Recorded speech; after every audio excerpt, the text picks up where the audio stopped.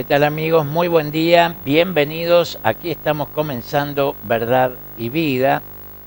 Hoy la consigna de Evangélico Digital se titula El Papa se declara abierto a bendecir las uniones homosexuales, como habíamos afirmado oportunamente, informado desde este lugar.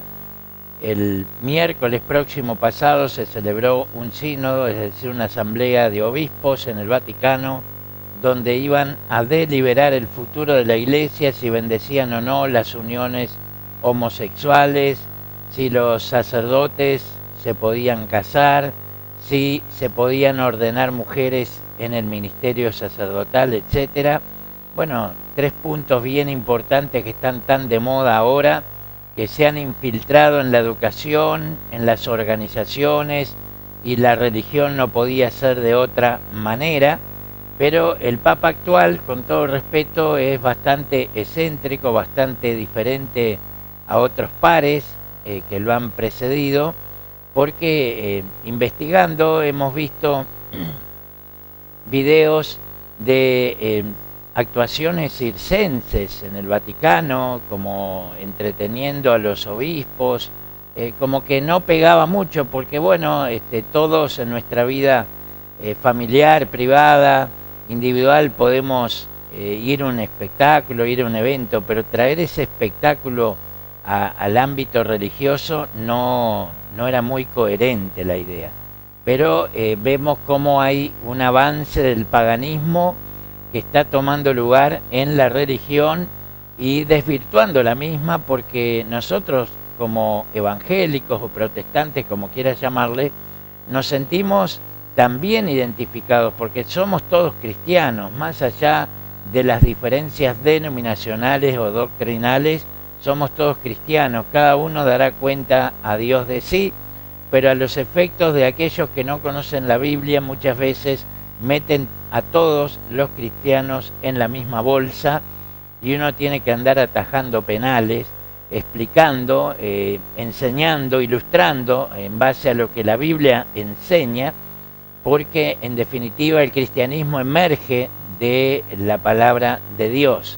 Todo el que le quite o le agregue va a ser pasible de sanciones espirituales en la eternidad. Por eso debemos respetar la Biblia tal y como Dios la ha revelado e inspirado al hombre, y ningún ser humano tiene la autoridad en este momento de cambiar, de quitar o de agregar lo que Dios ha establecido y mandatado para su pueblo, para sus hijos. Hoy, señores, tenemos el gusto de presentar a un amigo, a un hermano, para contar un poco de su historia personal que tiene que ver con un cambio de vida, para que veamos cómo opera el Espíritu Santo de Dios en aquellos que creen en la persona de Jesús. Me refiero a Jonathan González, que está con nosotros. Dios te bendiga y bienvenido, Jonathan. Dios te bendiga, pastor. Muchas gracias por la oportunidad. Para mí es un privilegio estar junto a usted en este lugar. Que la audiencia también pueda recibir el mensaje, ¿no? El mensaje de lo que Jesucristo puede hacer en nuestras vidas. Y bueno, no sé por dónde poder empezar. No sé si... ya vamos a empezar. Bien. Jonathan era adicto y también robó en alguna ocasión, hizo algunas cosas que él va a manifestar, va a contar personalmente, y su vida cambió. Hoy la gente muchas veces tiene una confusión muy importante, y a tal efecto dice: todas las religiones conducen a Dios, todos los caminos conducen a Roma. Y es verdad, a Roma todos los caminos, pero a Jesucristo, a Dios solo Cristo es el camino. Y la diferencia del verdadero cristianismo del resto de las religiones, sin despreciar a nadie, es que el Espíritu Santo respalda la palabra de Dios. El Espíritu Santo de Dios, que es Dios mismo, respalda la palabra de Dios. Por eso no es letra muerta, la Biblia no es letra muerta, no es un libro más, no es un bestseller más, no es un libro del montón, el cual está siendo muchas veces rechazado, ocultado y penalizado en muchos países comunistas o musulmanes.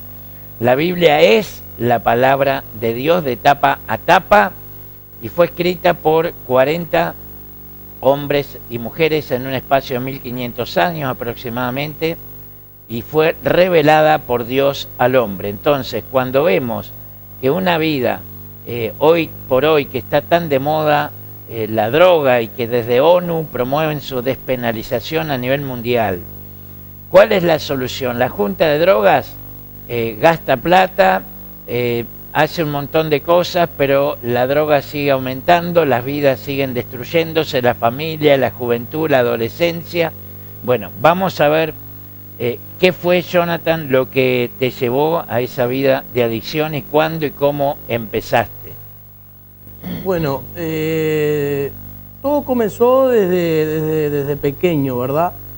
Me crié en un hogar medianamente normal, hasta que, claro, cuando empecé a tomar conciencia de las cosas que pasaban, lo que ocurría, empecé a ver que había violencia en el matrimonio entre mi madre y mi padre. Éramos 3 hermanos, los cuales 2 son más pequeños que yo. Bueno, en todo ese tiempo, ¿verdad?, que había violencia entre mi familia, ¿no?, yo tenía que, como hermano mayor, cubrir los oídos de mis hermanos para que ellos no escucharan y no vieran lo que pasaba allí. Y fui creciendo con todo eso hasta la edad de 9 años, cuando mi papá se separó de mi mamá y yo tuve que ir a vivir con mi abuela por motivos que como niño no los entendía. También sufrí esa pérdida de mi padre, ¿verdad?, física, porque a los 9 años me enteré que ese papá no era mi verdadero papá. Para mí era mi superhéroe, desde pequeño era el que había estado siempre conmigo. Pero a los 9 años me enteré de que él no era mi papá, mi verdadero papá, algo que también chocó emocionalmente mi corazón, mi vida. Y bueno, y así crecí hasta la edad de 12 años, 13 años, cuando decidí irme de la casa de mi abuela porque había empezado a consumir marihuana. A esa edad me fui de la casa de mi abuela, la cual me escondí dentro de un monte por un mes. En ese mes mi abuela me salía a buscar por el barrio, yo estaba cerca de casas, pero en el monte salían las noches a robar y a consumir nafta y cemento y marihuana. En ese tiempo también empecé a consumir cocaína. Antes de cumplir los 14 años, con 13 años ya empecé a consumir cocaína, lo cual me llevó a violentar más mi vida y la vida de los demás. Empecé a robar, empecé a meterme dentro de las casas de las personas, empecé a hacer también de distintas maneras, ¿verdad?, con gente adentro, hacía descuidos, entrábamos dentro de las casas y salíamos y robábamos lo que podíamos.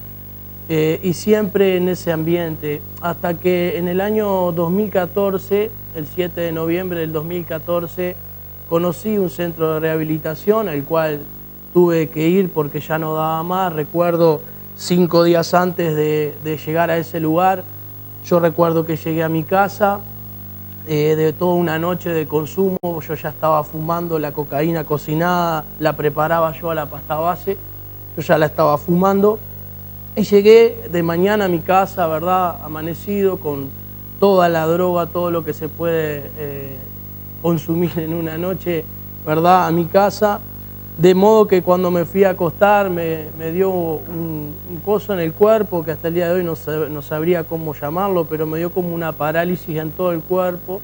Y recuerdo que estaba la lámpara del baño no prendida, sino que cuando la apagás, esas lámparas de bajo consumo quedan como que quedan prendidas.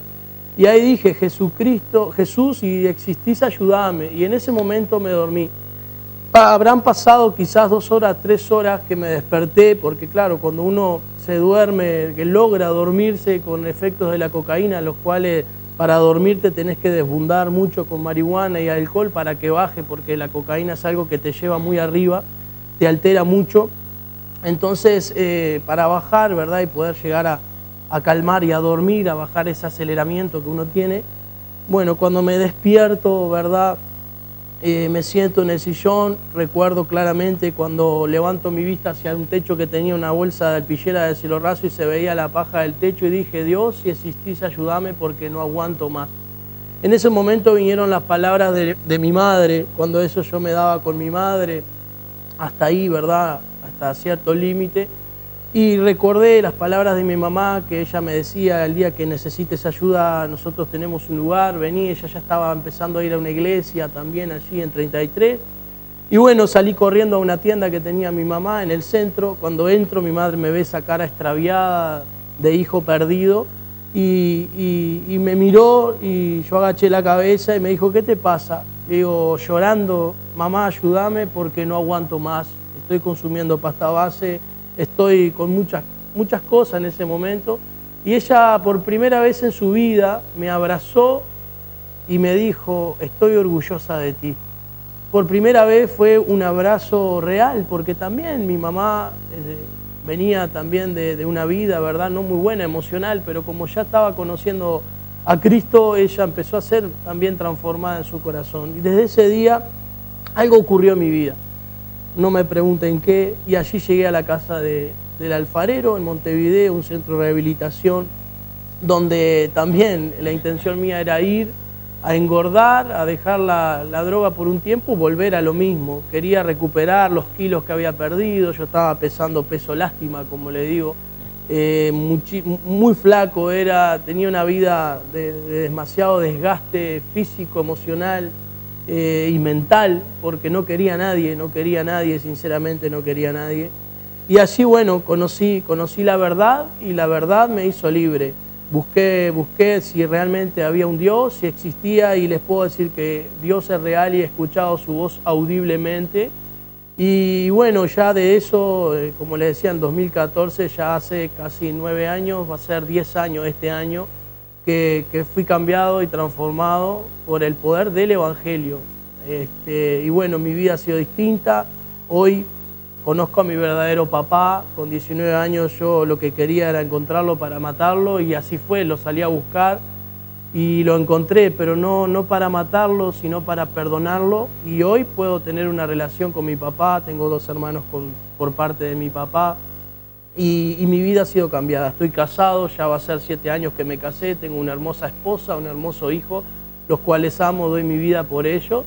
Y bueno, hay muchísimo para contar, pero es algo, ¿verdad?, de lo que ha sido mi vida y de la vida de muchos. No soy el único así, hay muchos hogares de esta manera, muchas familias que están así, incluso gente con mucho poder monetario, poder, ¿verdad?, como persona social, que están metidos en este flagelo que es la cocaína, y en el flagelo, ¿verdad?, de la violencia dentro de los hogares, entre familias, esposo, esposa.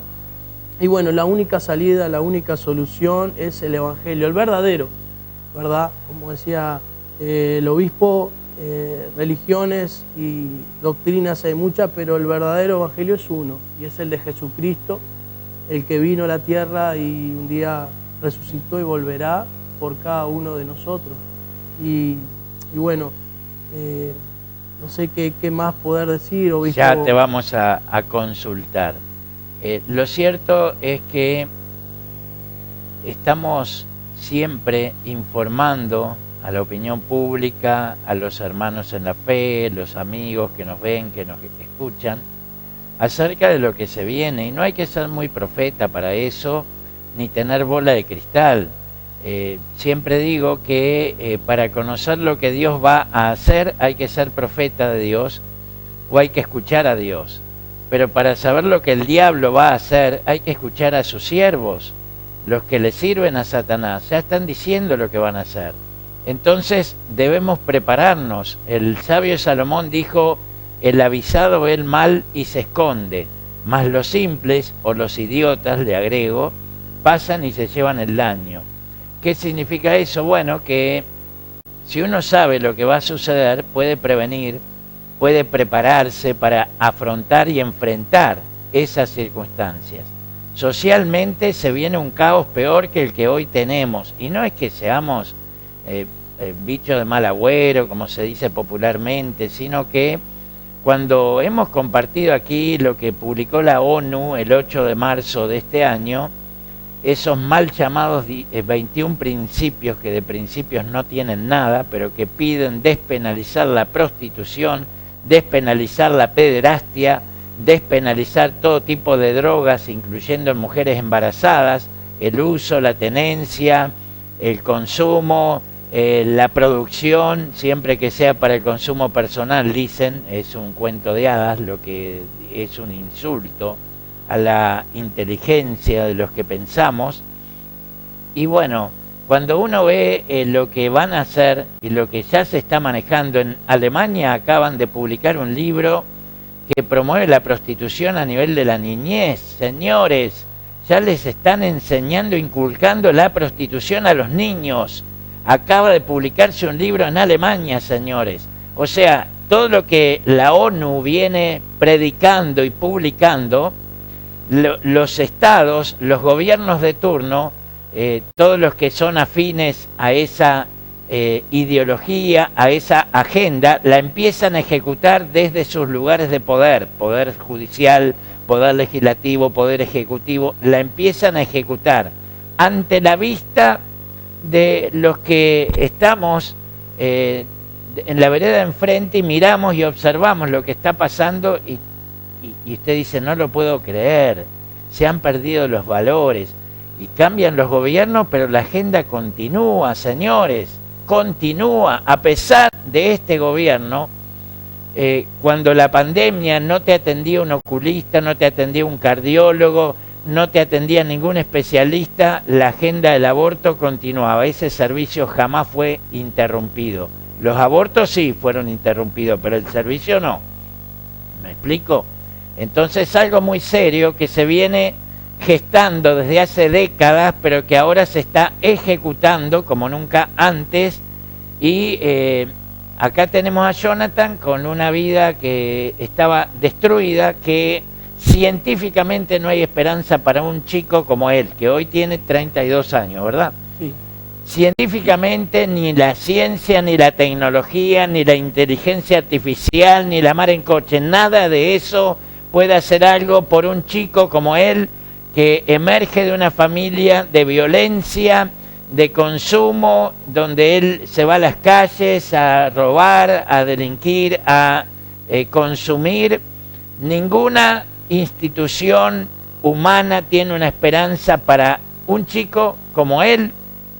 Y reitero, esto es la punta del iceberg. Hay miles y cada vez más, y no solo esa familia que usted considera vulnerable, también hijos de personas que, como él bien dijo, son pudientes financieramente y sus hijos eligen un camino, quizás porque sus papás son profesionales o empresarios y están muy ocupados, afanosos en lo que es su empresa, en lo que es su negocio o su profesión, no tienen tiempo, no le dan calidad de tiempo a sus hijos y estos dicen, papá no me quiere, no me da pelota, mamá está ausente, no me atiende, entonces se refugian en las drogas, ¿no es cierto? Hay un refugio en las drogas, en cierta forma.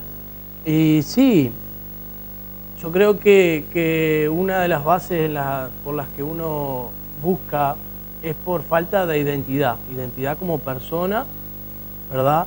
Y una de las causas, yo creo, más grandes por las cuales uno va y se refugia en la droga, en el alcohol, es por la falta de la presencia de los padres, de mamá y de papá. Porque como bien decía, a veces estás tan ocupado con las empresas, tan ocupado con tus quehaceres, ¿no?, que te olvidas de lo más importante que son los hijos. Entonces, si nosotros desde pequeños tratamos de jugar como padres con nuestros hijos, de enseñarles, nosotros vamos a hacer un buen trabajo como padres. Después quizás la persona en sí se puede torcer, porque también hay una parte que es, ¿verdad?, emocional y es por causa de también el pecado y la maldición que hay en la tierra, en el mundo. Y las malas juntas también. Y las malas juntas, sí. Pero yo creo que el abrir, como decía, ¿no?, el abanico también a las drogas y a la legalización de ella también va a traer consecuencias mayores. Porque mientras te decía, yo recordaba que en mis tiempos la marihuana era ilegal y nosotros para venderla nos escondíamos. Ahora la vendemos públicamente. Y a veces quieren Bueno, tapar... no te incluyas, ya no vendés más. Sí, sí, la venden públicamente y a veces quieren tapar el sol con un dedo, ¿no? Diciendo que no, y es, el que consume, el que empieza con un cigarrillo de marihuana, tarde o temprano, el cuerpo le va a pedir más. Y eso de que yo la domino no existe. No existe tal cosa como que, yo la domino, yo la controlo. Mentira, porque tarde o temprano la droga va a dominar a quien la consume y el que la consume va a hacer lo imposible por tenerla, no le va a importar si es mamá, es papá, es mi hermano. ¿Por qué? Porque uno va a querer tanto a sí mismo saciar su deseo que va a olvidar el deseo, ¿verdad?, de la otra persona. Entonces, eso es algo de lo que pasa, ¿no? Cuando uno choca con la verdad y encuentra cosas y descubre cosas como yo, ¿verdad? No le voy a echar la culpa a mi mamá ni a mi papá porque ellos también vienen de una vida, ¿verdad? Yo hoy en día amo a mi mamá, amo a mi papá, los he perdonado, los amo y he entendido cosas que cuando era niño y después no las entendí, pero todo eso porque hay una claridad en mi mente y es a través de Cristo, es a través del Evangelio, ¿no? Y busqué 1000 veces, entré en el ejército para ver si podía dejar la droga y no, porque dejé la marihuana y la cocaína, pero me refugié en otras cosas, no era fiel a las compañeras que tenía, siempre estaba tratando de hacer daño, hasta que Cristo realmente cambió mi vida y hoy puedo decir que soy fiel a mi esposa, a mi hijo, a los que me rodean y doy mi vida por aquellos que necesiten también. Tuvimos un centro de rehabilitación, lo tuvimos que cerrar de alguna manera, pero bueno, vamos a seguir, esto lo vamos a hacer hasta que muéramos, partamos de este mundo, vamos a tratar de ir en contra, por lo menos yo, de todo lo que sea droga, alcohol y todo lo que lleva por un mal camino, porque yo ya estuve de ese lado. Gracias, Jonathan, ya seguimos con el interrogatorio. Él dijo, tuvimos un centro de rehabilitación que se llama Casa del Alfarero, que desde aquí los días jueves emitimos un segmento de nuestro espacio que se llama Tienen que Saber, donde se muestran las distintas actividades que la Iglesia de Dios Misiones Mundiales lleva a cabo en nuestro país, tanto social, educativa, etcétera. Y uno de ellos, que se entrevistó al pastor presidente principal de este ministerio, Nipur, ¿cómo es el apellido? Nipur Fernández. Nipur Fernández, amigo, que es un ministro de nuestra organización, es quien está a cargo de los centros de rehabilitación Casa del Alfarero, que lo fundó hace quizás algo más de 14 años, 15 años fácil. El obispo Esteban Suárez, que es el actual presidente de la Iglesia de Dios a nivel nacional, un amigo, un compañero de tanda, digamos, de nuestro tiempo, y empezó con esa visión, y de uno ya tienen 4 o 5. Y tienen en Paso de los Toros, en Canelones, creo que también en Suárez, y tienen Casa de Mujeres también, tienen ahí en Las Piedras también, en Montevideo, y allá en Paso de los Toros. Y cabe destacar lo siguiente, cuando alguien emprende un negocio, una empresa, quiere crecer, por lo general el común denominador de las personas emprendedoras quieren crecer en lo que hacen. Si usted abre un negocio acá en la ciudad y le va bien, después quiere trasladarse a la capital del departamento contiguo, o Maldonado, o Punta del Este, o Montevideo, etcétera, y después saltar las fronteras, como vemos tantas empresas nacionales que hoy día están a nivel internacional. Bueno, en el caso de la rehabilitación no es un negocio porque es algo que demanda presupuesto, nadie te da nada por hacer el bien, nadie te da nada por hacer el bien, ni la luz, ni el agua, ni la alimentación, nadie te da nada. Los muchachos, ¿cómo se sustentan esos centros? Y bueno, la idea de los centros de rehabilitación, la Casa del Alfarero, los cuales me parece muy bien detallada y muy bien elaborada, trata, ¿verdad?, de que los muchachos no salgan, no queden expuestos, ¿verdad?, a las calles. ¿Para qué? Para darles una formación más interna, ¿verdad? Y para que ellos puedan desintoxicarse, porque sabemos que tenemos lo espiritual, pero tenemos un cuerpo el cual está intoxicado. Entonces, en un tiempo determinado, ¿verdad?, el cuerpo se desintoxica, la buena alimentación, ¿verdad?, el tomar mucho líquido, y después ellos se sustentan, ¿verdad?, con la ofrenda, digamos, el dinero de la cuota que se le pide a la familia, que son, creo que ahora vale 4.000 pesos, pero cuando yo entré eran 3.000 pesos. A ver, con 3.000 pesos no se sostiene nadie dentro de una casa, nadie.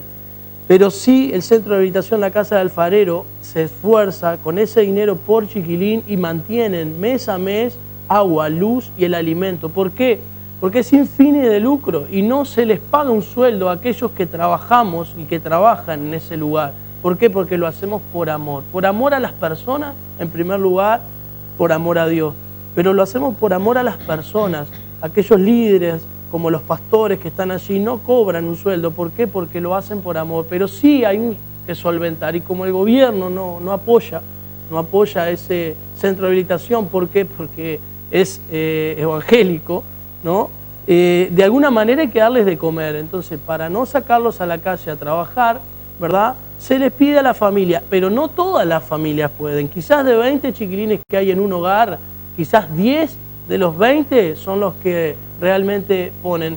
Y muchas veces de nuestro bolsillo, yo también lo hacía y sé que muchos líderes lo hacen, sacan de sus bolsillos. ¿Para qué? Para que ellos puedan tener su alimento y puedan salir, porque creemos y apostamos, ¿verdad?, a que se puede, de esta manera se puede salir de la droga. No hay otra, no existe otra manera, solamente... Si yo fuera parte del actual gobierno o de los gobiernos anteriores y escucho lo que él está diciendo, me daría muchísima vergüenza. Pero conste que hay políticos sin vergüenza, caras de piedra, que no les importa nada y que no tienen ningún temor de hacer lo que hacen o dejar de hacer lo que deben hacer, y no lo hacen. En definitiva, el problema de las adicciones es un problema de salud pública, es un problema social que está destruyendo familias, que está destruyendo vidas. En el gobierno del Frente Amplio, Mujica dijo que si la población no lo apoyaba se iba al mazo con la legalización de la marihuana, pero prefirió hacerle el mandado a George Soros, fue a reunirse y postrarse ante sus pies en Nueva York, y ya la marihuana tiene más de 10 años en vigencia, legal o despenalizado, como quieras llamarle, me da lo mismo, y está destruyendo a nuestra juventud porque, como bien dijo Jonathan, y lo dice con conocimiento de causa y experiencia, no está ni tocando de oído, ni soy yo que lo dice él, y tiene autoridad porque lo vivió, y estuvo en el ambiente y conoce a muchos pares que vivían como él. Así que acá no cabe absolutamente ninguna duda de cómo funciona todo esto, o cómo disfunciona el sistema, no cabe ninguna duda. ¿Por qué? Porque como población, con nuestras contribuciones, con el IVA, cada vez que usted compra un kilo de azúcar, cada vez que usted compra un kilo de yerba, está financiando el aparato, el sistema del Estado, y un Estado que muchas veces en estas áreas son inoperantes porque la ciencia no tiene el poder para liberar a un chico que está atado a la cocaína, a las drogas. Reitero, ni la inteligencia artificial, ni la ciencia, ni la tecnología pueden cambiar una vida, no lo pueden hacer, ni tampoco el dinero lo puede hacer, pero sí deberían financiar estos centros que son abiertos legalmente, con personería jurídica, pero no les dan un peso, porque como bien dijo Jonathan, son gestionados por una organización cristiana. Y la masonería, que ha controlado el poder en este país desde hace 190 años por lo menos, está en contra de que el Estado financie organizaciones religiosas sin importar el buen trabajo que éstas hagan, con resultados probados y comprobados, señores, probados y comprobados. No dan un peso, no lo exoneran ni del teléfono, ni de la luz, ni del agua, paga como cualquier hijo de vecino. Es más, tengo un colega amigo en el Cerrito de la Victoria que hace 30 años que tiene un comedor infantil para los niños de la zona vulnerable y le cobran agua comercial, señores, vergonzoso en este estado laicista que nos han convertido. lamentable y vergonzoso. Por eso desde aquí siempre tenemos que estar reclamando que cambiemos la cabeza, cambiemos el chip, porque desde esa creencia filosófica, humanista, no teísta, nos están llevando a la destrucción de la sociedad. Y si usted no lo cree, lea el diario o escuche el informativo después de este programa y usted va a ver que estamos diciendo la verdad. ¿Qué más te gustaría agregar, John? Y bueno, cuando usted hablaba, ¿no?, de lo que estaba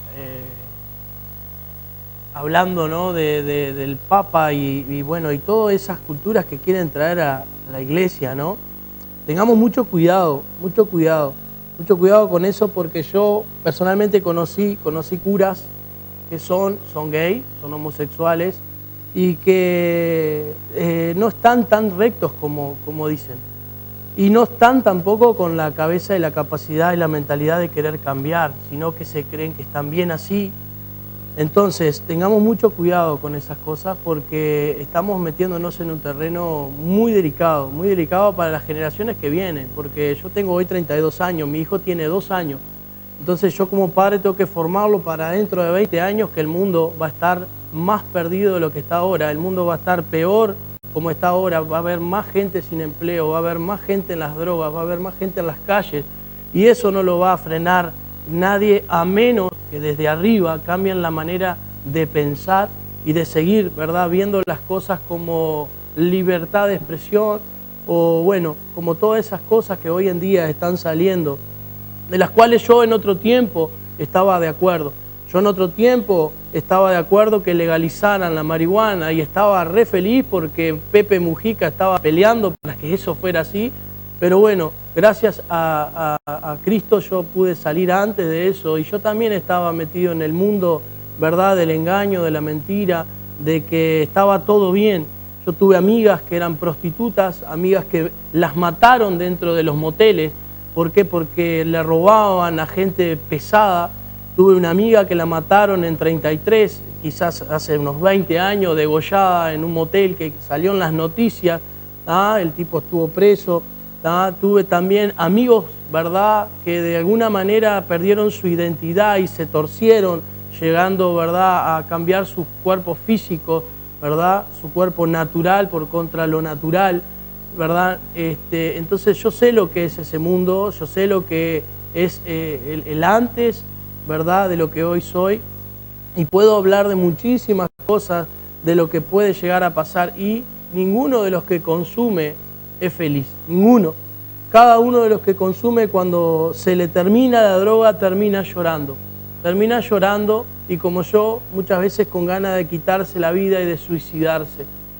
Y por eso las depresiones también dentro de las personas que consumen. Bien, gracias Jonathan por tu participación en Verdad y Vida. Se nos fue el tiempo, lamentablemente, da para hablar mucho más.